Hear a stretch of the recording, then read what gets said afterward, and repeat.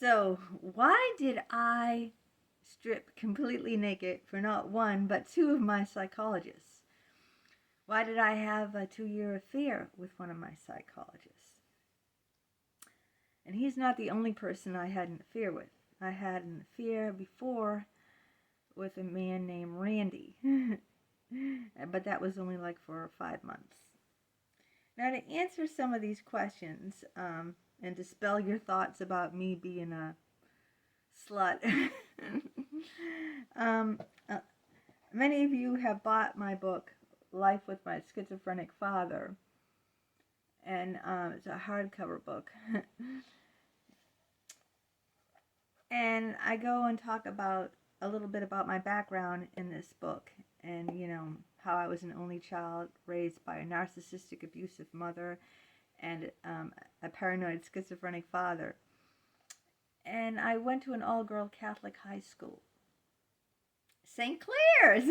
Any one of you out there heard of that? It used to be, the nickname was St. Queers because it was all girls.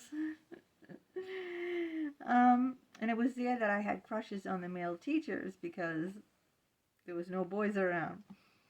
But I never dated in high school. I never dated at all. In fact, the first person I dated was my husband. And I was 18 years old. Never been kissed, never dated, never went to the prom. I was really a recluse. I mean, I did have some friends in high school, but they never knew anything really personal about me. They didn't know my dad was schizophrenic. They didn't know I was borderline. I didn't know my dad was schizophrenic. I didn't know I was a borderline. I had borderline personality disorder. I didn't know I had borderline personality disorder until I was like in my late 30s. And I found this all out by myself, not by psychologists. The psychologist did confirm my own diagnosis, but I learned this myself. So, I never chewed my wild oats, obviously. Never dated. I met my husband, and he became like my best friend. He was the first person in my life that I could really be myself with. No one else I could do that. And even though I didn't know a lot about myself, even, I really was a fragmented person. I wasn't a whole person. I was just like, if you have a vase and it's not a whole vase, it's broken. So it's broken in several pieces. So you don't have a whole vase. Well, and you really can't put flowers into a vase that's broken right, because it doesn't hold water because it's broken. That's the analogy. I was a broken vase. No one could fill me with water because I was broken. No one could put flowers in me because I was severely broken. And you can't have a relationship with anyone, right? You can't you can't have a vase in your home and put water in it and flowers, right, if it's severely broken. So that is what I was from my traumatic childhood. And it was just really horrible, and I was very, very lonely. And my husband made me feel secure. And he took interest in me. No one really took any interest in me. And no one was stable. My husband was very stable. He was also a virgin. We were both virgins. And that would be, sometimes it's very hard for people to understand that, because they look at me and they say, well, you hadn't, you were doing pornography and you had an OnlyFans and, you had sex with your psychologist, you must be, easy, you must be. But that's not how I really am. See, no one really knows the real me. That's how I come across, okay? You can come across as anything, right? People really don't know you. I can come across as, an easy woman, and people will get that image of me, but they don't know me, deep down. I can come across as, outgoing and an extrovert. A lot of people, when I say I'm extremely shy, I'm an introvert, and they don't believe it. Because, they see me doing these karaoke, they see me dressed sexy, and they see me, putting all my stuff out there on the internet, and they just don't believe it. But if they knew me in person, they would see that I really am. I'm a wallflower.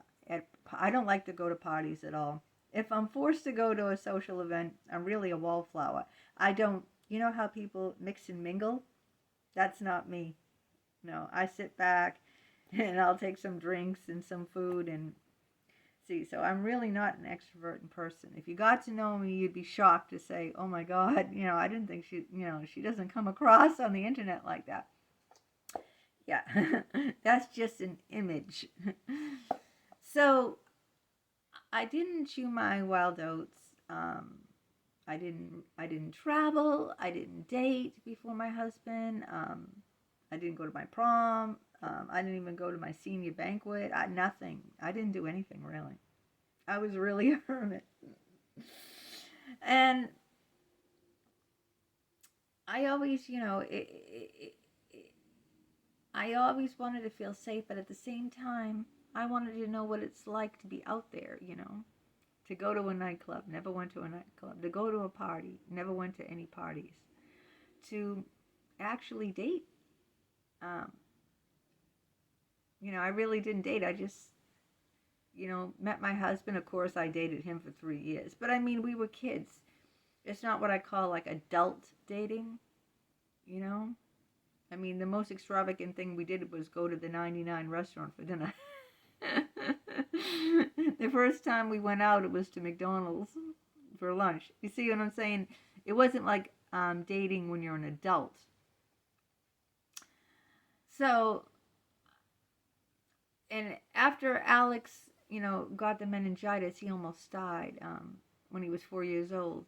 He had severe brain damages and was in the hospital for 2 years. When he was in the hospital, I totally broke down, and I had an affair with a married man like myself. He had 2 daughters, and I had 2 sons, because I had another son too, a younger son, 2 years younger than Alex, who grew up like an only child because my other son was in a hospital, and after 2 years in a hospital, then he went to residential homes for children who have, permanent brain damage. So, yeah, my second born was raised like an only. I wanted to have more children, but my husband got a vasectomy very soon after our second was born, because he did not want to have 3 children. I regret that, because I would have had a 3rd child, especially because of what happened to Alex. But my husband had a vasectomy, and then you can you can reverse them. He would never do it, but it's a very complicated operation. There's only like 60% success rate. That's not very high. And we had our hands full with all the stuff going on with our son Alex. But let's get back to why, about these 2 psychologists and what happened. So when I met Dick, I fell madly in love. It was love at first sight. And I was looking for an older man because my father had just died. The only other man I had sex with beside my husband was Randy, the man who also was married. And he got married like very, very young, like 20. He met his wife in high school. He was 19 when he met his wife, and he never really been with a woman. He never had sex before his wife. And we had a lot in common. Okay, we were both unhappily married. We were both virgins when we met our spouse. We both had 2 children. So we had a lot in common, and he never chewed his wild oats like I never chewed my wild oats. And I think you really have to chew your wild oats. I don't think it's normal to just marry the first, even if you fall madly in love and that person is the right one.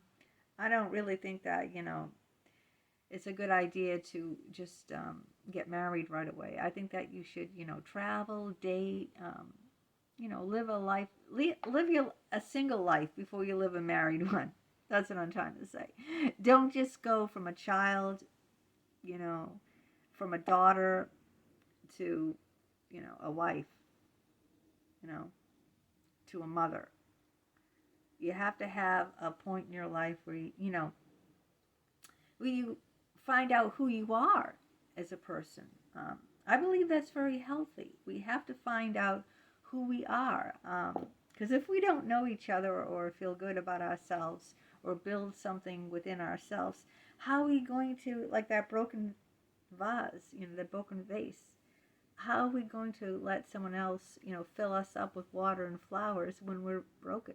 So we have to heal ourselves first before we go out there and, get married and have children. And that's what I didn't do, and that was my biggest regret. I didn't do that, and these psychologists knew that, okay? And they took advantage of that, because I sat there and I told these psychologists, like I'm telling you on the World Wide Web, all about myself, and so they had ammo, they had information to use against me. And also, it would, sitting there and having them listen to me, other than my husband, no one had ever really paid any attention to me. No one ever really knew me before. And it might have been my own fault because I was painfully shy and I was an introvert. So I'm not blaming everyone. I'm saying I was responsible for the reason that no one really knew me. I was part of the problem. And also, my upbringing, that my father taught me not to trust anyone. And my mother taught me the same thing. Men are pigs. They'll chew you up and spit you out. My father said everyone's trying to kill us because he was schizophrenic. He had delusions that people were bombing the house. So I grew up in a household of fear and chaos, and I learned not to trust.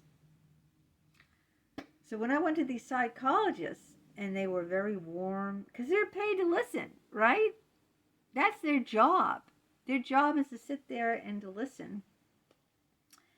And, when they listened to me and they cared about me, and, in the beginning with 𝗳𝗄𝗯𝗃𝗃 letting me climb in his lap, and then Jim holding me, and, after every session, he held me in his arms, and he cradled me like a baby, or like a couple on the dance floor when they're playing that romantic song. That's what he did after every session. He'd hold me tight, or our bodies are touching, and he sway me like this in his arms, like we're slow dancing to, slow dancing, sway into the music, like that. That song came up in my mind. So, I never had anything like that. I never, I just went from being, a virgin, meeting another virgin, getting married, and having 2 children. I never really, like I said, I never chewed my wild oats. I was that broken vase. I couldn't be filled with water or flowers. And then here I am with these older men. I was always, I probably because, I was looking for a father figure. I was always attracted to older men. Here they are. Dick was 22 years older than me, and Jim was 11 years older than me. And here they are, paying attention to me, flattering me, telling me how much they care about me, how pretty I am, how special I am, listening, letting me write them all the time, letting me call them all the time. And when you become emotionally close to someone, emotional closeness leads to physical closeness, especially in women.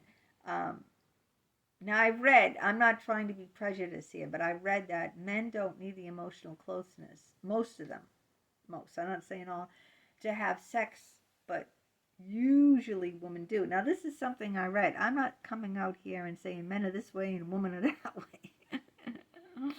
I'm saying this is what I read, that when women feel emotional closeness, then it's then that they, feel ready to be physically intimate once they have that emotional intimacy first. And with these men, I had that emotional intimacy in spades. I never had any emotional intimacy like that in my life with anyone. And that is what made me feel comfortable enough to want to get physical, because I felt so emotionally enmeshed with these men that they were starting to put those pieces together. And that's when they could add the water and the flowers. But unfortunately, that doesn't work in therapy. And as you all know, what happened was I was broken maybe 3 or 4 pieces, and they were starting to put it together. But then, because of what they did, their lack of ethics, and they shattered me all together. So before I met them, I was like 3 or 4 broken pieces, and they started putting that together enough to hold water and flowers. But then, because they were so unethical, they violated me and shattered me. So now I don't hold anything. Nothing at all. I'm pieces all over the floor. When they were listening and when they were caring, they were starting to hold my pieces together. But then when they got selfish and were in it for themselves and wanted gratification, especially Jim wanting sexual gratification, that's when I shattered. And Dick supporting him, Dick encouraging me to have sex with Jim, seeing us both in the... Can you imagine what it was like for me? Having both of my psychologists here. One of my psychologists I'm having sex with, and he's sitting next to me. The other psychologist is sitting across from both of us, treating us like a married couple and trying to help us get along better with each other. That's crazy. Yeah. You should read my books, Love Outside the Boundaries, and Emails of an Unethical Psychologist, and Love Bomb by a Harvard Psychologist. In those books, I talk about that. So the answer to the question is why I got naked is because I got emotionally close to both men, both psychologists. They were starting to put my pieces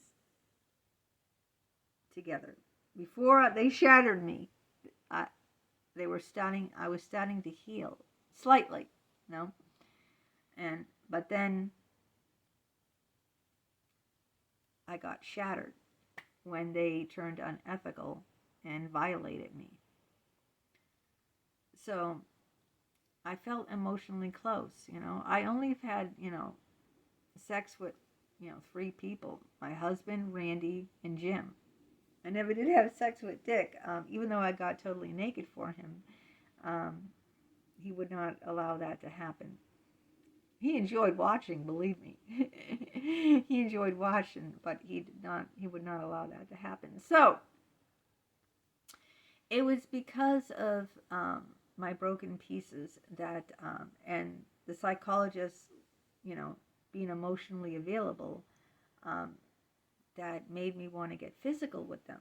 Because like most women, when I become emotionally attached and close to someone, and I feel like I can be myself, and I can't be myself with most people, then I start to fall in love, and I fell in love with both Dick and Jim. And when I fall in love with someone, it's only natural, if you're in love with someone, to want to give your full self, your body, your soul, your heart. I mean, I gave both men everything, not just, my body. I mean, I got naked for Dick, but I didn't have sex with him. I did have sex. I went all the way with Jim. For 2 years, we had sex. And because I was so madly in love with both of them. And it just seems natural when you're in love with someone to want to give, everything. Your heart, your soul, your body, like not hold anything back. But what happens is, therapy is fertile ground for falling in love. And I didn't understand that concept back then. I do now, all right? I understand that the patient cannot give consent. The patient is very vulnerable, and that the therapy office is not the outside world. In the therapy office, the therapist is paid. It's his job. Like a prostitute is paid to have sex. She's not having sex with a 70-year-old guy off the street because he looks like a hunk. It's because he's forking over hundreds of dollars. That's why she's having sex with him, because he's forking over money. That's her job, okay? The therapist is not listening to me about all my problems, because he cares. That's his job. That's his profession, like the prostitute. He's getting paid for that. Like the prostitute is getting paid. She don't care what the guy looks like or anything. You give her the money and she'll do it, right? Same with the psychologist. You give him the money, or the insurance does, and he does it. He sits there and he acts like he cares about you, and he listens, and you become emotionally attached to him because you're spilling out your heart, your soul, your whole history, You're spilling that all out to him. How can you not fall in love with him if he's somewhat attractive, right? How can you not? It's fertile ground, It's fertile ground to have very deep feelings when you go to therapy. So that's why I'm trying to warn people that, the therapeutic situation is, fertile ground for falling in love. It is, and that's why it happens. And that's why psychologists, and they know this, that's why psychologists take advantage of, a lot of them do, a great majority take advantage of their patients, because they know how easy it is for their patients to fall in love with them, because they set up this, it's, the environment is conducive. The environment is conducive to fall in love. Here you are in this room, right? No one else except you and the therapist. He's not distracted by a phone, a doorbell, or a pet, a child, nothing. It's just you and him, or, her. And if the person is attractive enough, they're not ugly, right? And they're listening to you attentively, and they get you, right? But they're paid to get you. You don't know what they're really thinking. They could think this woman's bonkers, or this woman is easy, or this woman is da-da-da. They could think whatever they want to think. But because they're paid, they're sitting there and they're smiling and listening, and they are appearing not to judge you, but you don't know what's in their head, right? Or go read their notes. So it seems like you're cared for and nurtured and not judged, but it's all, it's their job, you know what I mean? It's just like the prostitute. I use that analogy because a guy can't say, hey, that hot 22-year-old babe, she had sex with me. Look at me. I'm like 68. I have a belly out to here and, bald and, I'm ugly. But that 22-year-old babe, man, does she want me? No. Not if she was a prostitute. She had sex with you because it was her job and you paid her. And it's the same thing as a psychologist.